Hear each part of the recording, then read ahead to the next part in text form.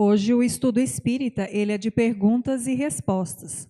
E quem irá contribuir com o estudo são os nossos amigos Túlio Campos e Luciano Coimbra. E peço também aos nossos queridos internautas que possam participar deixando suas dúvidas e perguntas aqui no comentário deste vídeo. Um bom estudo a todos. Uma boa noite a todos, uma boa noite aos presentes, aos nossos queridos amigos internautas. Uma satisfação enorme estar aqui novamente nesse estudo de perguntas e respostas para contribuir um pouco mais aí com a casa, né, com a espiritualidade. Agradecemos aí a participação dos internautas que sempre nos acompanham, sempre nos enviam perguntas. E agradeço também e cumprimento ao Túlio por dividir a mesa conosco hoje e também saúdo os presentes. Que o nosso Mestre Jesus possa nos iluminar na condução desses estudos de hoje. Túlio, fique à vontade. Ok, obrigado, Luciano. Obrigado aos internautas que estão nos assistindo e os presentes. Muito bem. Pergunta de Andréa Mello. A mediunidade pode também ser hereditária, já que a glândula pineal é um órgão físico? Muito bem. Pelos estudos das obras do Chico Xavier, principalmente de André Luiz, a gente percebe que a resposta é não. Porque as obras nos mostram que um médium ele já tem um projeto espiritual antes de reencarnar. E já existe uma preparação, né, por parte do mundo espiritual, favorecendo essa mediunidade, favorecendo essa comunicação, né, desse médium, quando ele é encarnado com o mundo espiritual. Vou dar um exemplo. Está no o livro Os Mensageiros, no capítulo A Queda de Otávio. A Queda de Otávio, esse capítulo fala de um homem que durante muitos anos errou e que teve a alegria de ser socorrido pelos seus amigos espirituais da colônia Nosso Lar. E fizeram um projeto para que ele pudesse reencarnar na Terra. E ele seria um grande médium. E ele ia ter uma preparação especial nesse aspecto da comunicação. Os amigos que ajudaram ele eram 6, que ele coloca como anjos da guarda, que lutaram por ele lá durante 30 anos para que ele pudesse reencarnar. E o projeto é que ele viesse, seria um grande médium. Antes dele reencarnar, ele seria preparado para que ele pudesse ter essa facilidade de comunicação. Mas, no entanto, ele já era também merecedor. Ele já havia preparado na questão moral e na questão também intelectual. Bem, mas esse capítulo em especial mostra também que ele não assumiu o seu projeto na Terra. O projeto ele vinha aos 20 anos. Ele assumiria esses amigos espirituais que iriam reencarnar como seus irmãos e seriam órfãos. E ele mais os 6 iam fazer um grande projeto no espiritismo com grande relevância no Brasil. E, infelizmente, o Otávio, ele conheceu uma mulher muito bonita, fala no capítulo, essa psicografia de Chico, escrito por André Luiz, e ele se entregou aos desejos sexuais. E não assumiu esses 6 irmãos, porque o pai faleceu, a mãe faleceu, e ele deveria assumir esses 6 irmãos. Ele não assumiu, colocou os 6 no orfanato. E ele, não assumindo essa missão de médium, começou a ter alguns problemas. Começou a ouvir no espírito, começou a ter alguns problemas de mediunidade. Procurou um médico. E um médico da Terra orientou ele que ele deveria, sim, experimentar a vida sexual para que isso pudesse acabar. Então, o médico também orientou ele de forma errada. E ele, aproximando dessa mulher que ele casou, por ser muito bonita, e lá no capítulo fala que ela era muito inferior a ele. E que ela tinha um obsessor no mundo espiritual que era um monstro. Esse é o adjetivo usado lá no capítulo. E por ele casar com essa mulher e se relacionar com essa mulher e evitar o projeto dele, que seria com 6 espíritos de luz, esse obsessor que essa mulher casou reencarna como filho dele. E o capítulo fala que essa mulher e o filho que ele teve com ela foi grande tristeza para ele. Fez com que ele sofresse muito. Tanto que ele veio a falecer aos 40 anos. E no mundo espiritual ele encontra com André Luiz e lamenta por isso, né? Então, voltando à pergunta, não é hereditário, o espírito já tem uma tendência, já tem uma preparação, existe um projeto, existe uma preparação no mundo espiritual, e assim é com qualquer um de nós. Qualquer um de nós que vamos reencarnar, se o Luciano vai ter um trabalho na área de comunicação, os espíritos, quando ele vai reencarnar, trabalha esta área do cérebro. Se ele vai ser um grande cirurgião, vai ter um preparo, né, no sistema nervoso, para que ele possa lidar com essas questões da medicina. Isso que eu estou falando se encontra no livro Entre a Terra e o Céu, também psicografado por Chico Xavier, e também escrito por André Luiz. Quer complementar, Luciano? Achei perfeita a sua resposta, Túlio. Muito bacana. Inclusive, é uma história chega a ser comovente, né? Porque uma pessoa com tantas escolhas difíceis, né? Quem não erra em pelo menos uma. Então, gostei muito da sua resposta e entendo que foi muito bem respondida. Olha aqui, o espírito Hilário faz a pergunta a Clarencio, o ministro Clarencio, né? E se o reencarnante fosse um homem de larga intelectualidade?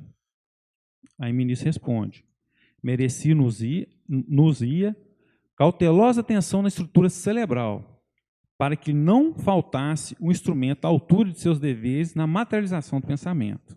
E se fosse um médico? Receberia assistência aprimorada na formação do sistema nervoso, assegurando-lhe pleno domínio das emoções. Então, cada espírito, quando vai reencarnar, ele recebe aquela ajuda, ele é favorecido naquele determinado órgão em que ele vai se destacar no seu projeto, na sua missão na Terra. Até para que ele possa concluir com êxito esse projeto, né? É claro que a gente tem que colocar que ele já tem uma facilidade, né? Ele já buscou esse conhecimento. Exatamente, e ainda tem, né, o favorecimento do mundo espiritual. Perfeito. Dando sequência, então, nas nossas perguntas, nós recebemos uma pergunta da internauta Zélia Dionísio, a qual aproveito para agradecer. E a pergunta diz assim: um alcoólico na família é escolha ou karma? Obrigado, Zélia. Antes da gente responder a pergunta propriamente dita, eu gostaria de fazer uma pequena explanação a respeito do termo karma, porque o termo karma ele pode gerar algum mal-entendido, algumas referências que podem não ser as referências adotadas pela pessoa, no caso a Zélia, na hora de fazer essa pergunta. Particularmente, eu não gosto muito do termo karma, porque é um termo que se refere a castigo, né? E eu acho que nós não somos castigados. Eu acho que tudo que acontece conosco é fruto das nossas próprias ações.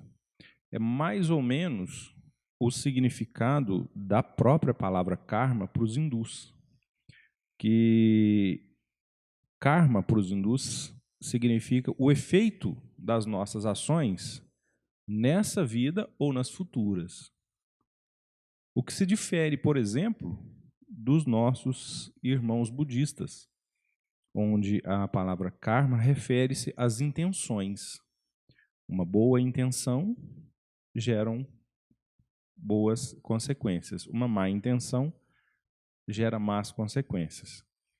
Partindo desse princípio que a gente percebe que a internauta usou na pergunta, onde ela diz que é uma escolha ou um karma, eu entendo que seria mais ou menos assim, é uma escolha ou um castigo. Pois bem, no Espiritismo não existe uma regra, né? uma receita onde todas as ações elas recebem consequências iguais.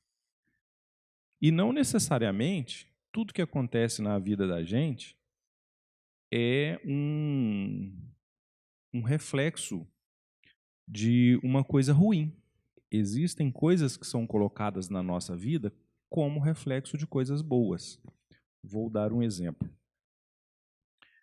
Quando a gente tem uma pessoa com vícios na família, essa pessoa ela pode ter sido colocada na família porque a família encontra-se muito bem estruturada e consegue apoiá-la nessa sua jornada de recuperação.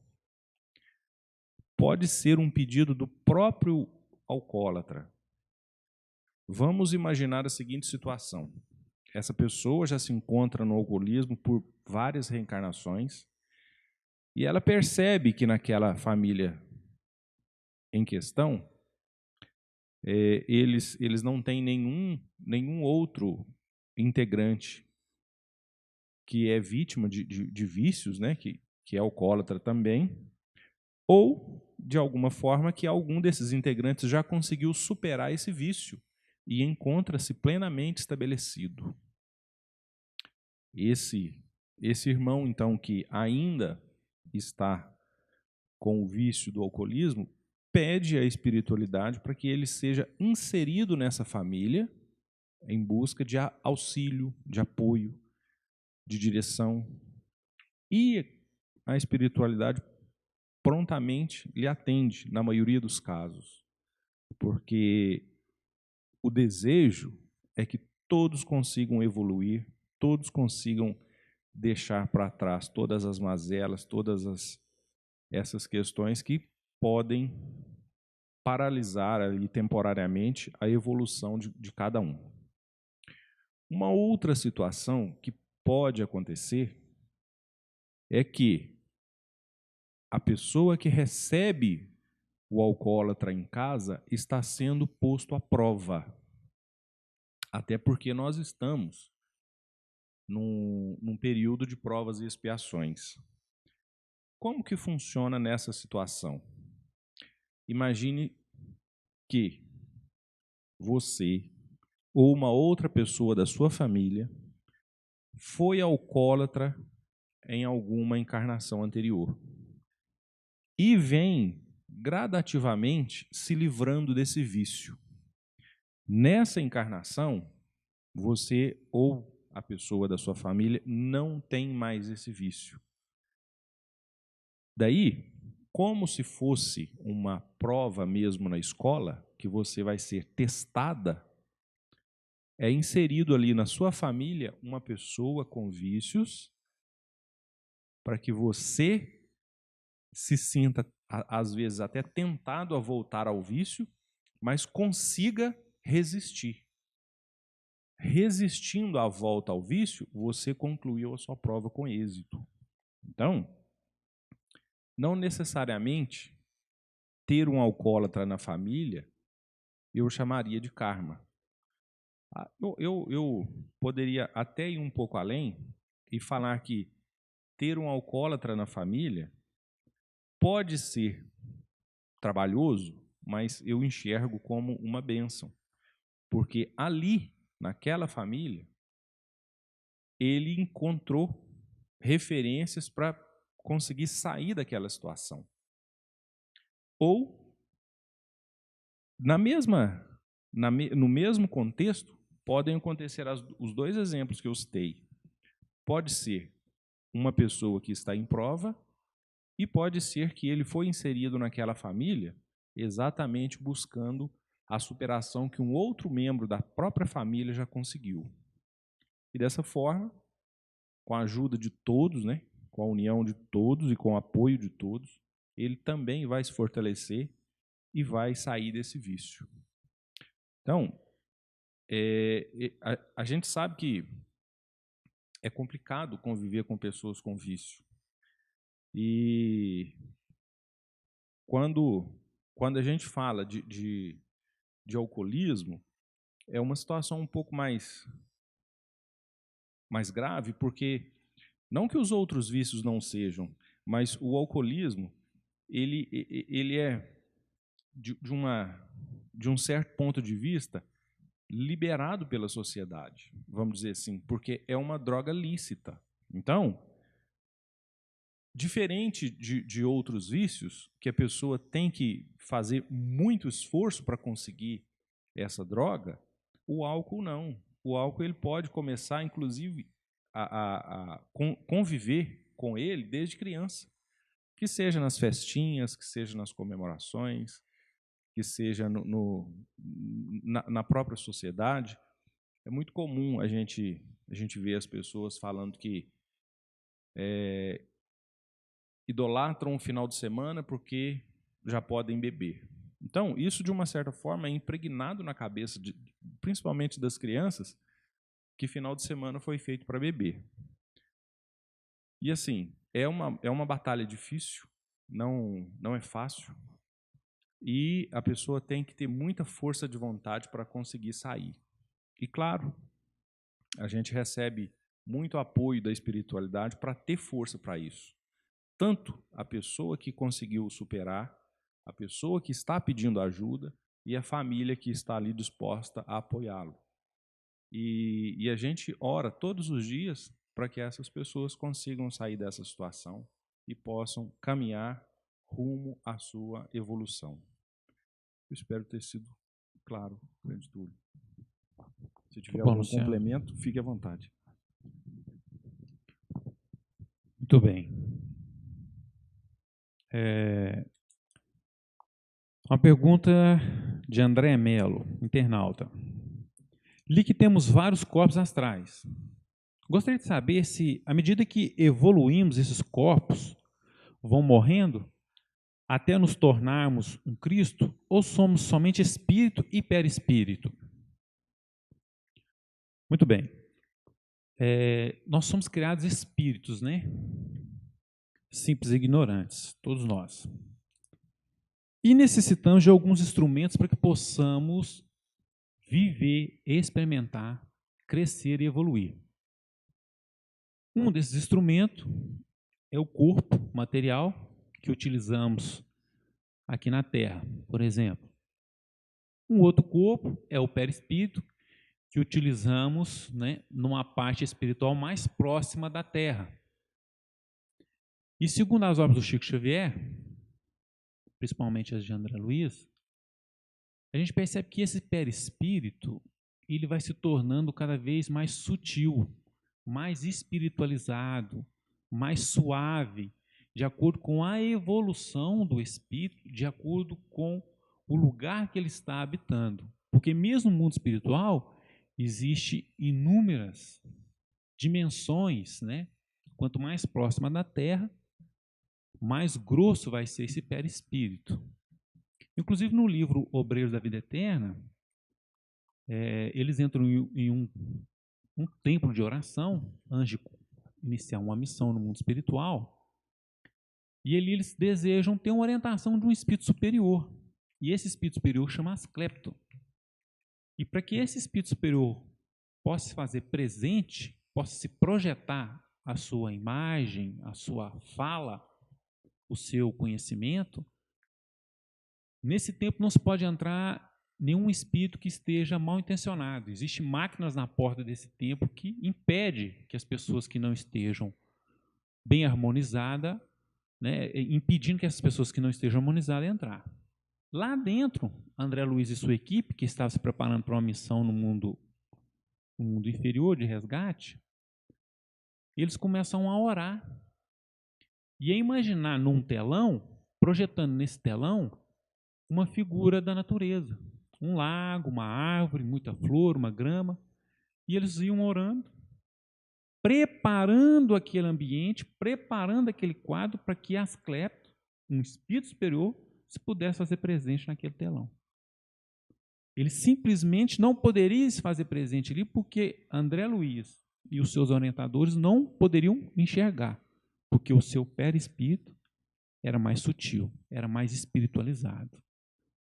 E ali eles oraram durante muito tempo e o superior olhava a imagem no telão e falava: ainda não está bom, precisa se harmonizar mais, precisa orar mais.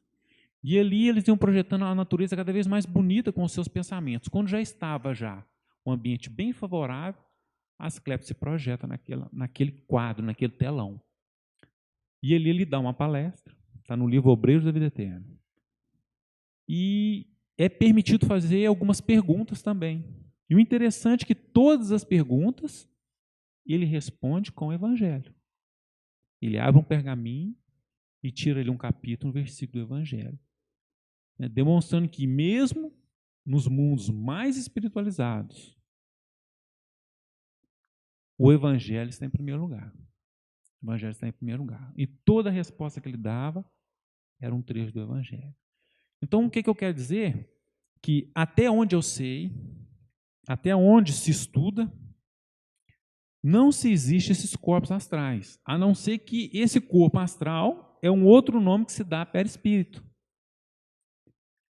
Então, somos espíritos que utilizamos de corpos mais densos aqui na Terra, menos densos no mundo espiritual. E é claro, né, para chegarmos a nível de um Cristo, né, os espíritos, nesse próprio capítulo, né, o André Luiz pergunta assim: esse Asclepio representa a maior hierarquia dos espíritos? É o maior nível de evolução? E o orientador dele fala que de forma alguma, que Asclepio ainda pertencia às esferas da Terra e que estava lutando e estudando muito para pertencer a Júpiter.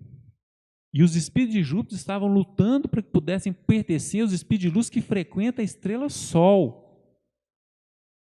Então, para você frequentar a estrela Sol, evidentemente que não se pode ter matéria alguma, porque não suportaria o calor. E os espíritos que estão na estrela Sol queriam, por sua vez, evoluir e participar da constelação de Hércules. Então, imaginemos um Cristo, né? A distância que está de nós. Alcione, no livro Renúncia, teve que se preparar durante anos e anos para que pudesse habitar um corpo físico novamente na Terra. Imagina o Cristo. De tanta sutileza que já era o espírito dela, né, ela já não tinha mais a forma humana. Então, é um caminho muito longo ainda. Então, até onde eu sei, até onde eu estudei, né, é espírito e o corpo, e o perispírito, né? Tem alguma coisa a completar, Luciano? Perfeito, Túlio. Não, satisfeitíssimo com a sua resposta também. Dando sequência nas nossas perguntas, uma outra pergunta também enviada pela internet. Quantas vezes podemos reencarnar? 2, 3, 5 ou mais vezes? Pois bem.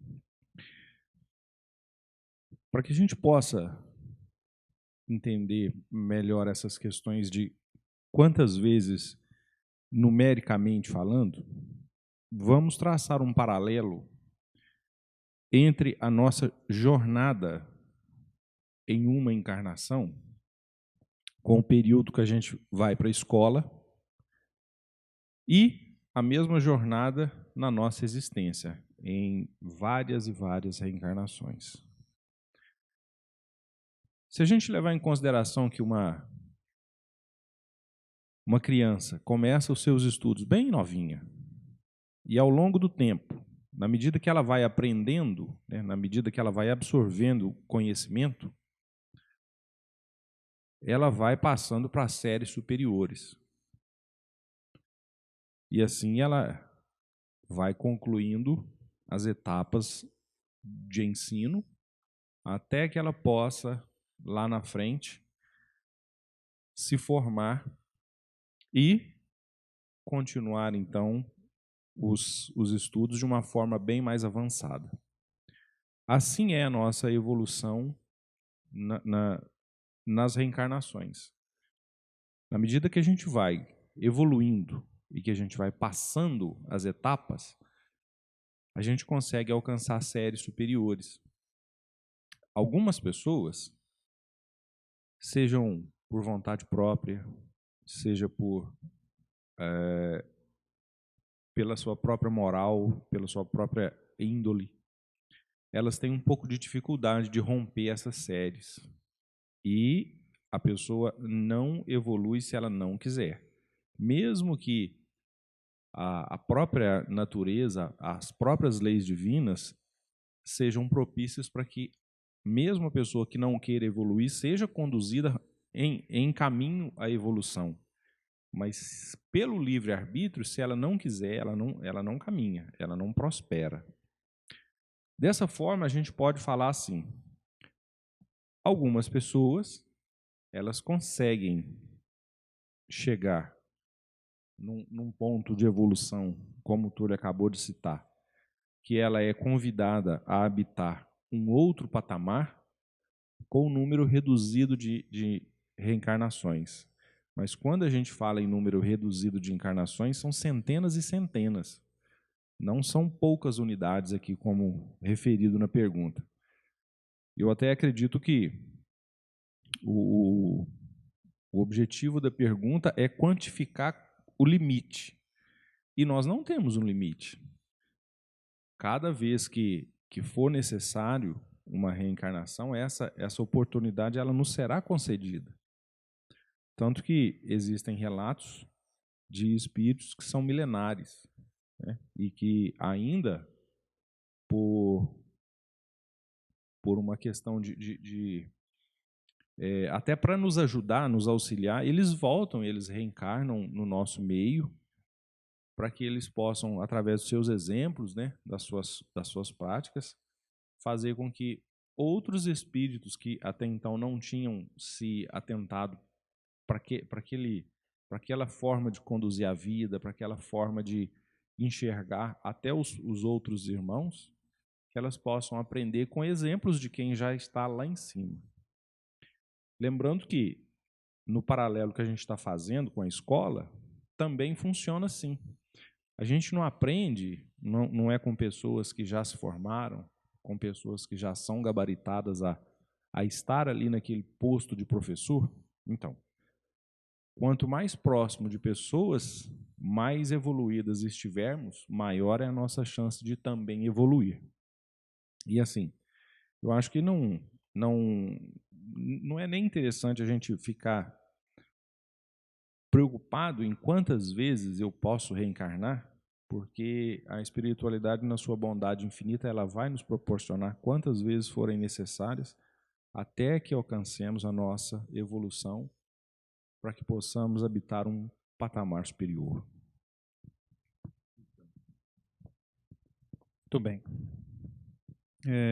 Outra pergunta da nossa amiga Roseli Fava, tem nos ajudado muito, tem contribuído muito com as perguntas. A pergunta dela é: todos os desencarnantes são ajudados? Se são todos criaturas criadas por Deus, por que alguns são deixados ao léu? Muito bem.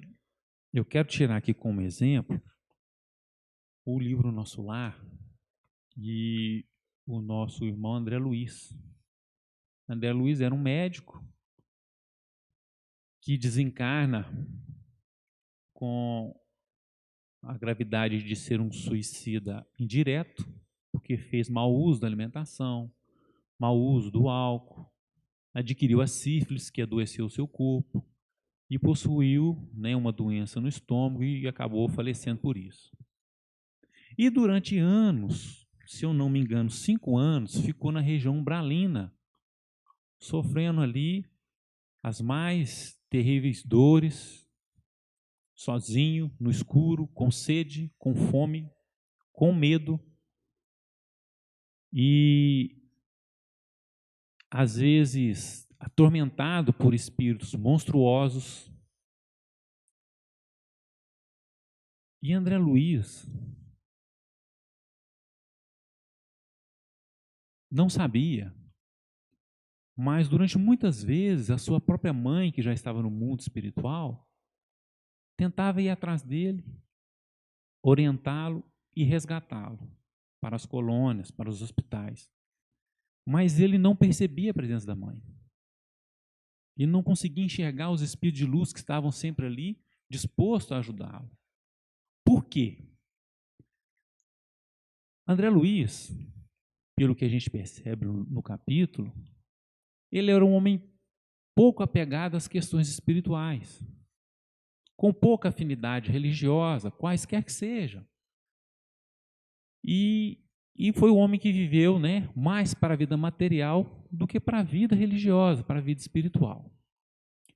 Mas o capítulo, quando a gente lê ele, a gente consegue perceber que depois de muito sofrimento, de muita dor, de muitos dias de dúvida, André Luiz resolve fazer uma oração. Ele dirige o seu pensamento a Deus. Mas não foi qualquer oração. Não foi uma prece decorada.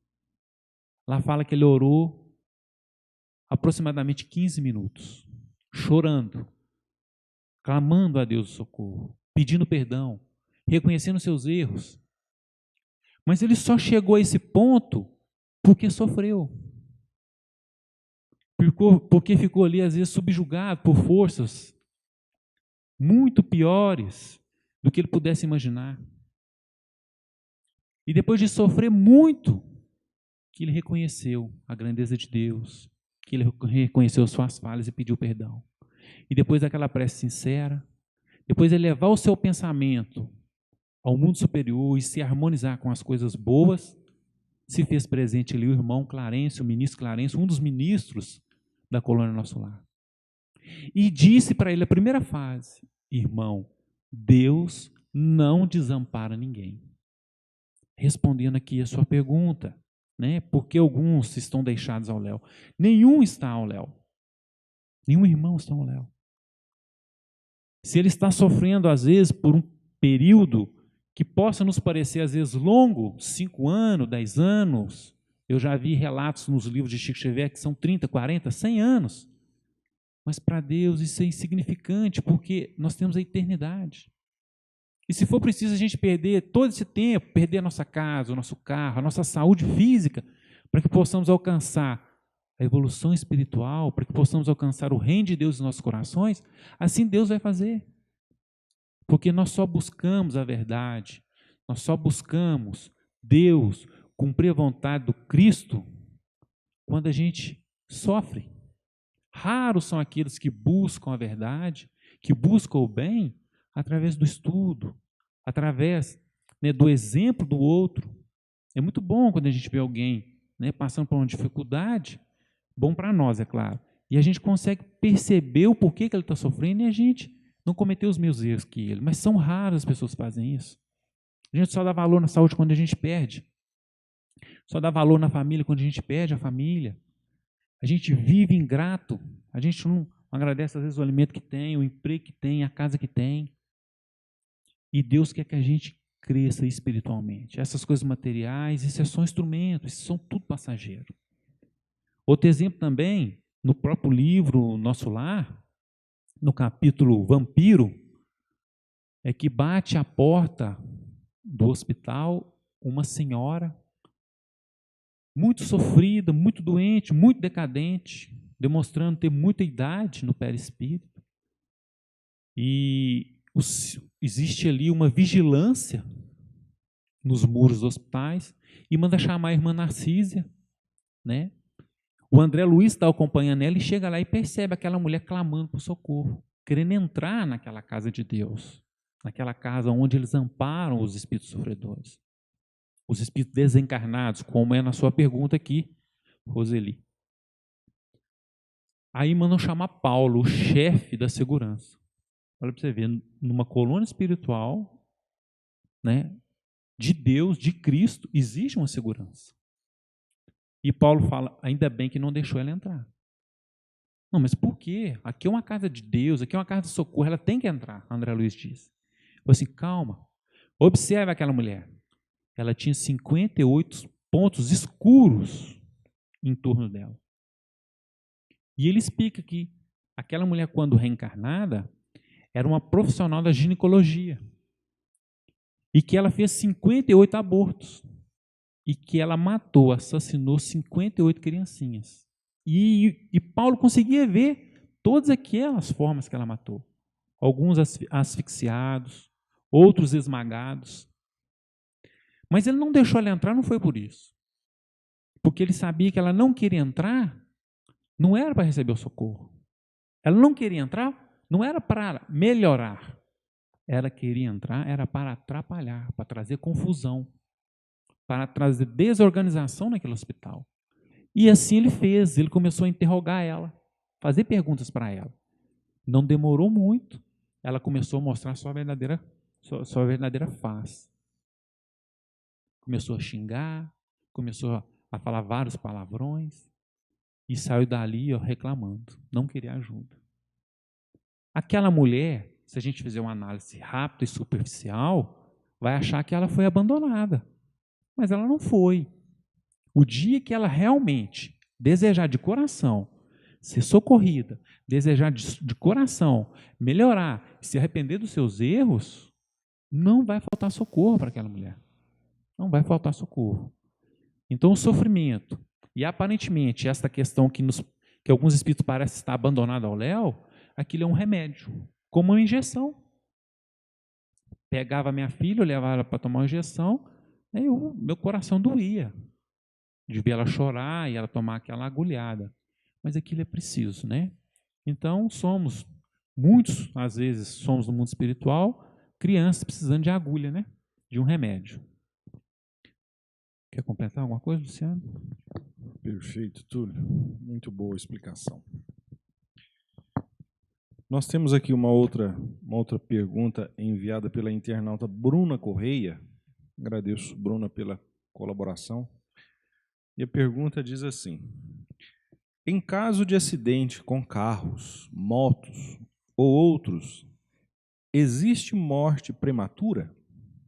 Por exemplo, em um acidente envolvendo um ônibus com diversos passageiros, morrem várias pessoas. É possível que algumas delas tenham morrido antes da hora, por infortúnio? Essa pergunta a gente não conhece mesmo teor, mas com o mesmo sentido, a gente recebe várias vezes e a gente entende que, para a maioria das pessoas que perdem um ente querido, não sei se é o caso seu, Bruno, mas a gente fica um pouco inconformado. É meio que assim, por que ele foi tão novo, né? Por que ele foi logo agora?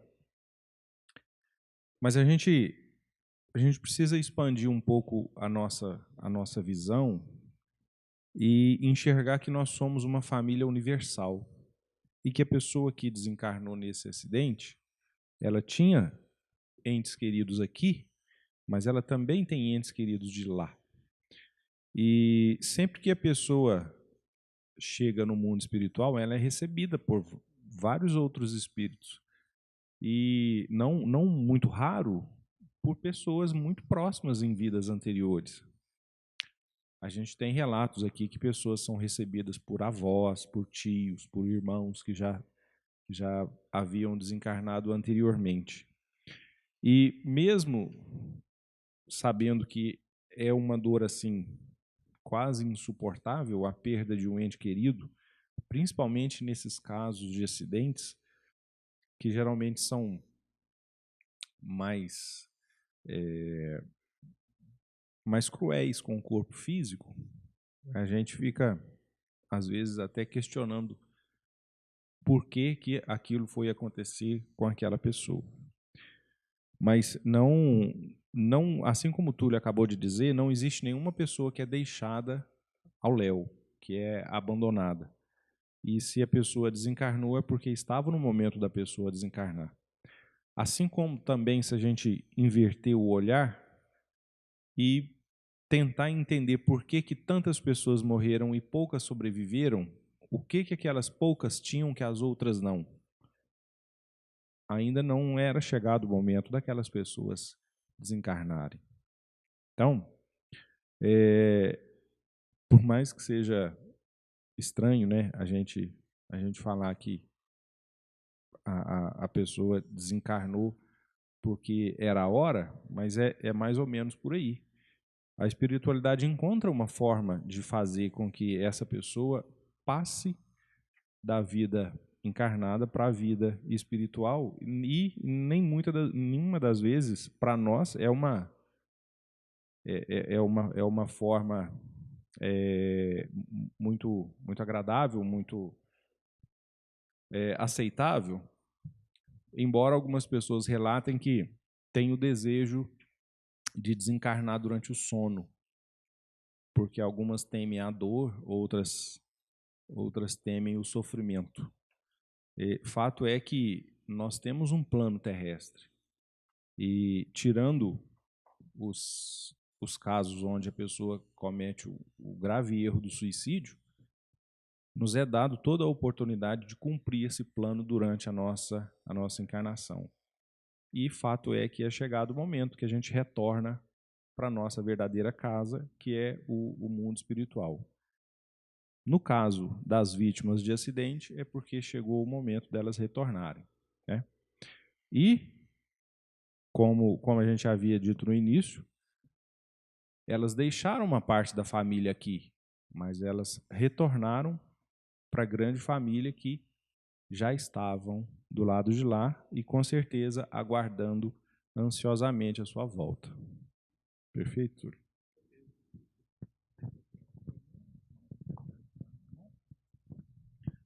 Muito bem. Uma pergunta aqui muito interessante, porque vira e mexe tem sido assim, objeto de debate, de polêmica, e é bom as pessoas compreenderem para que possa se dar, né, o verdadeiro respeito à questão. Qual a explicação do Espiritismo em relação ao homossexualismo? A resposta a gente vai encontrar no livro psicografado por Chico Xavier, chama Vida e Sexo, escrito por Emmanuel, e tem um capítulo aqui que é homossexualidade. É um capítulo pequeno, super interessante, e Emmanuel, ele é bem assim, bem objetivo na resposta. Antes de mais nada, ele vem dizer que não se prova anomalia através dos sinais morfológicos.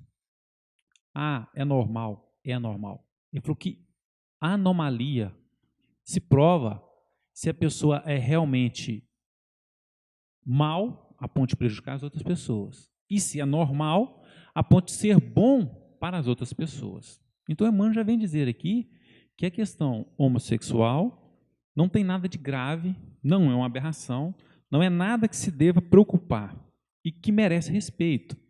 E ele vem dizer o porquê que acontece isso. Ele nos dá 3 exemplos. O primeiro, ele afirma que as pessoas precisam experimentar. São as experiências que fazem com que cresçamos na questão intelectual e moral. E nada melhor do que crescer e ter experiência que vivenciar tanto como homem ou como mulher. Então ele vem dizendo aqui que, por exemplo, eu, durante muitos anos, durante muitas reencarnações, tive a experiência como homem. E é chegada a hora de habitar um corpo feminino. Essa primeira reencarnação, eu vou ter algumas dificuldades de me identificar com o corpo, porque eu já estava muito ligado, habituado, acostumado com o corpo masculino. Mas ele diz que isso é passageiro, até que a gente possa aprender a lidar com isso e superando isso. Fala também que todas as criaturas estão habituadas a passar por isso. Por isso que é algo que a gente não deva julgar como algo negativo, como uma anomalia. A segunda questão, ele vem dizer de espíritos que fizeram mau uso do seu corpo. Eu, homem nessa encarnação, eu faço mau uso do corpo, do sexo e começo a me relacionar com muitas mulheres. E com isso eu vou destruir muitos casamentos e vou ter muitos débitos por causa dessa atitude. Então, o mundo espiritual se encarrega que eu venha na próxima encarnação em um corpo feminino. Porque se eu tenho muito esse desejo descontrolado pelo sexo feminino, eles vão vai resguardar, vai fazer com que eu esteja também num corpo feminino para que eu tenha mais controle desse impulso sexual. É o que às vezes a gente pode perceber aí, né, algumas pessoas que são extremamente apegadas ao sexo e a gente vê que não aceita o corpo e acaba fazendo grandes transformações, né? E o terceiro caso, o terceiro exemplo que Emmanuel conta, é que existem alguns espíritos de luz, de grande evolução, que vão reencarnar com uma grande missão na Terra, com uma grande responsabilidade, e pedem para vir em um corpo oposto àquele que ele já domina, para que ele não ceda a nenhuma sugestão sexual. Eu não sei se é o caso, mas vamos colocar aqui o caso de Chico Xavier. O Chico Xavier nunca se relacionou com ninguém, nem com homem, nem com mulher, nunca deu um beijo sequer. Tem até um caso de uma mulher que ia conversar com o Chico, estava numa fila, uma repórter, e ela o tempo todo pensando, né, assim, o Chico é gay, o Chico é gay. E ela pensando na fila. Quando ela chegou para conversar com o Chico falou assim: minha querida, eu nunca dei um beijo, nem mulher, nem homem, eu não sou gay. Então, podemos supor, talvez, né, eu não estou afirmando isso, que Chico, por ser um espírito, às vezes, de grande evolução, e ele acreditando que o casamento, que o envolvimento, né, com outra pessoa poderia atrapalhar na sua missão, pediu que viesse em um corpo oposto para que ele pudesse estar blindado dessa questão. Não estou dizendo que é o caso, mas é o que o Emmanuel está dizendo aqui nesse capítulo. Então, são esses três casos, né? É claro que eu estou dizendo aqui de uma forma assim, bem superficial, né? Merece pegar o livro e dar uma lida, e tem aqui observações maravilhosas nesse contexto. Completar alguma coisa, amigo? Perfeito, grande Túlio. Eu gostaria só de lembrar alguns fatos, porque essa pergunta, se a gente for respondê-la ao ponto que ela merece, se transformaria até numa palestra, né? Porque é muito assunto. E assim, você conseguiu de uma forma muito brilhante condensar essas respostas nesses três exemplos. E o que eu gostaria de complementar é o seguinte: nos é dado um presente maravilhoso quando nós encarnamos, que é o esquecimento das vidas anteriores. E como você bem disse, nós, em alguns casos, por diversas vezes consecutivas, nós encarnamos em um determinado corpo. Hoje, nós estamos, eu e você, num corpo masculino, mas eu não sei qual será o meu próximo e eu não sei qual foi o meu anterior. E assim também como o exemplo do Chico, existem pessoas que guardam muitos resquícios, né, de vidas passadas, onde tanto pode ter sido no corpo masculino quanto no corpo feminino. E numa encarnação próxima, que seja por vontade própria, pedido próprio do espírito, ou até por uma questão de evolução, ela acabou se reencarnando num corpo diferente do que ela estava habituada, ela traz consigo, não lembranças, mas ela traz consigo resquícios de comportamentos. Tanto que existe um ditado, né, uma fala na doutrina, que é assim: se você quer saber realmente como é, avalie as suas tendências, né? Avalie os seus pensamentos. É claro que é confuso para a gente tentar entender uma pessoa que se encontra hoje como homossexual, avaliar que ela é uma pessoa que é homossexual porque ela encarnou diversas vezes num corpo diferente do que ela está atualmente. Mas assim, fato é que são coisas que são previstas pelas leis divinas, não são, eu não sei se a gente poderia falar o termo aberrações, porque tem muita gente que condena, né, os homossexuais. E assim, quem pode garantir que numa próxima não seremos nós? Por algum motivo, por algum aprendizado, por alguma questão evolutiva, né? E quantas pessoas que a gente vê que condenam os homossexuais e acabam tendo homossexuais na família?